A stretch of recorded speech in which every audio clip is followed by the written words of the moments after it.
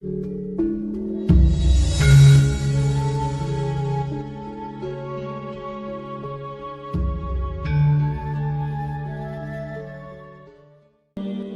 berpikir heran, apa yang mereka kejar ke Palestina?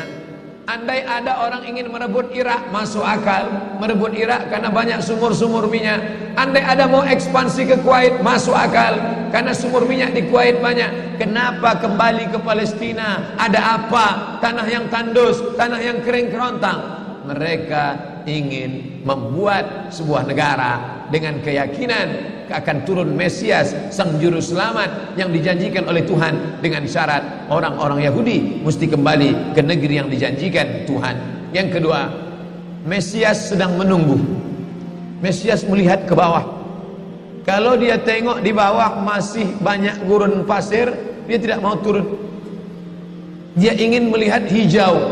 Kalau sudah dibentang karpet hijau, baru dia turun ke bawah. Maka yang dimaksud dengan hijau itu adalah ditanami tanaman-tanaman hijau, penghijauan yang luar biasa. Dan ketika Israel masuk ke Palestina, mereka ambil tanah itu, mereka hancurkan rumah orang Islam, mereka buat tembok panjang. Penjara terbesar dan terpanjang di dunia adalah Palestina. Mereka kurung orang Palestina. Mereka buat tembok beton yang tinggi, panjangnya 700 km lebih. Dari Pekanbaru kita lihat, Anda menuju Medan Sumatera Utara 600 km. Mereka membuat tembok tinggi 700 km.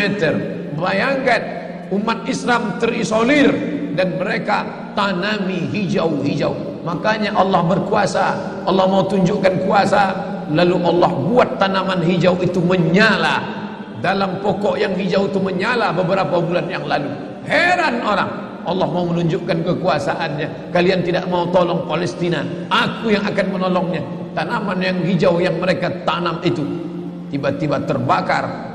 Tidak ada yang bisa mematikannya. Sampai-sampai reporter wartawan Amerika mengatakan, tidak ada yang bisa mematikan kebakaran ini kecuali Tuhan, karena Dia yang membakarnya. Mengerti keadaan kita zaman sekarang. Jangan sampai dikatakan Palestina bukan urusan kita. Ini kan masalah politik. Indonesia ya Indonesia, Palestina ya Palestina. Antum tidak mengerti masalah dunia. Palestina adalah masalah umat Islam. Subhanalladzi asra bi'abdihi. Maha suci Allah yang sudah memperjalankan hambanya minal masjidil haram, dari masjidil haram, ilal masjidil aqsa, masjidil aqsa, masjidil aqsa Palestina.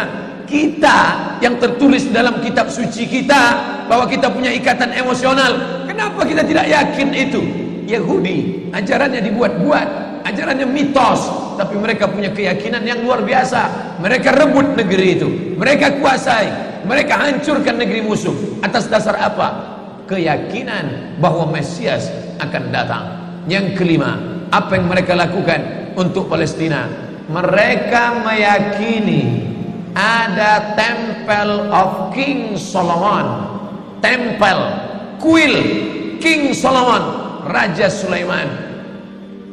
Datang pula orang Indonesia latah, dikatakannya Sulaiman ini kerajaannya bukan di Palestina, di Yogyakarta, Sleman.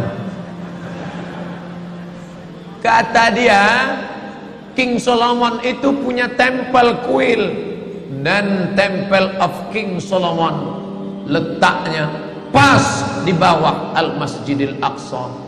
Apa maknanya? Mereka mengeruk setiap hari, bulldozer, traktor, ekskavator, terus mengeruk keliling Masjidil Aqsa. Mereka ingin meruntuhkan Masjidil Aqsa. Tulis Temple of King Solomon, enter, pilih image, tampak gambar, replika. Inilah kerajaan Sulaiman yang ada di bawah Masjidil Aqsa. Akan mereka naikkan. Mereka sudah bangunkan rumah kecil replikanya, seperti orang Riau membuat rumah replika, rumah Melayu Kampar, rumah Melayu Siak, rumah Melayu Bengkalis. Di mana rumah itu? Di Purna MTQ. Anak-anak kita kalau mau tahu bagaimana rumah Melayu Kampar, bagaimana rumah Melayu Siak, bagaimana rumah Melayu Pelalawan, pergi ke sana. Sebagiannya ada, sebagian tak ada, entah kemana perginya. Tapi mereka membuatkan itu. Inilah dia replika kerajaan Temple of King Solomon. Artinya apa? mereka ingin menghancurkan Al-Masjidil Aqsa berkeping, sampai akhirnya disitulah nanti kemarahan umat Islam. Entah marah entah tidak, melihat gayanya tak marah.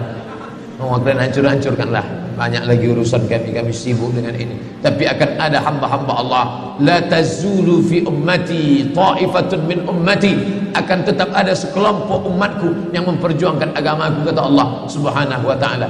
Yang terakhir, yang kelima, akan turun Mesias.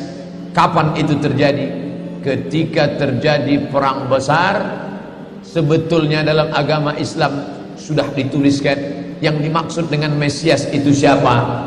Kata Imam Al-Hafiz Ibnu Hajar Al-Asqalani dalam Fathul Bari, yang dimaksud dengan yang dinanti-nanti mereka itu adalah Dajjal. Dajjal itulah sesungguhnya yang sedang mereka nanti. 70,000 Yahudi wara'ad Dajjal. Ada 70.000 Yahudi yang akan berada di belakang Dajjal ketika dia turun nanti. Makanya tiap hari, tiap petang kita berkata, Allahumma inni a'udzubika min adzabi jahannam wa min adzabil qabri wa min fitnatil mahya wal mamat wa min syarri fitnatil masihid Dajjal. Dajjal itulah yang sedang mereka tunggu.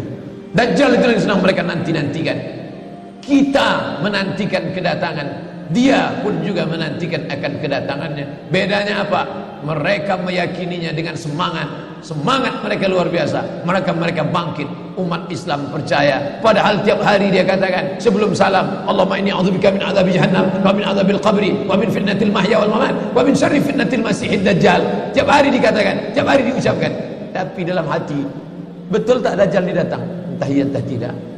Mereka yakin Dajjal akan datang, tapi mereka katakan itulah pemimpin kami, itulah Tuhan kami, itu adalah jelmaan daripada Tuhan kami, itu yang akan menghancurkan dunia, dia akan menjadi panutan kami. Kita berkata itu musuh kami, tapi kita pun ragu entah musuh entah tidak. Oleh sebab itu kita minta ampun kepada Allah atas kurangnya iman kita. Subuh ini kita bangkitkan semangat kita, tapi yang datang kepada, kenapa Allah tidak menolong? Katanya Allah itu maha kuasa. Cukup dia teriakkan saja, malaikatnya satu berteriak, pecah gendang telinga orang Yahudi, mati. Cukup dia tiupkan angin sejuk, terhirup, mati. Kenapa tidak dia matikan saja Yahudi itu? Datang Syekh Muhammad Jibril, Syekh Dr. Muhammad Jibril, Syekh Profesor Dr. Muhammad Jibril, dosen tafsir Al-Azhar. Kami undang, mahasiswa Indonesia mengundang di waktu di Mesir dulu kuliah. Lalu saya tanya, Assalamualaikum Syekh. Ya, kaum Ad binasa, kaum Samud binasa, kaum Midian binasa, kaum Iram binasa, kaum Fir'aun binasa. Kenapa Allah tidak membinasakan Israel ini? Senyum Syekh Muhammad Jibril. Apa kata dia? Ya beni, anakku, seandainya Allah membinasakan Israel ini, lalu apa yang tersisa untukmu? Ditunjuknya saya. Seandainya Allah membinasakan Israel ini, lalu apa yang tersisa untukmu? Terdiam saya. Allah sengaja sisakan ini sebagai medan jihad kita menolong agama Allah Subhanahu wa ta'ala.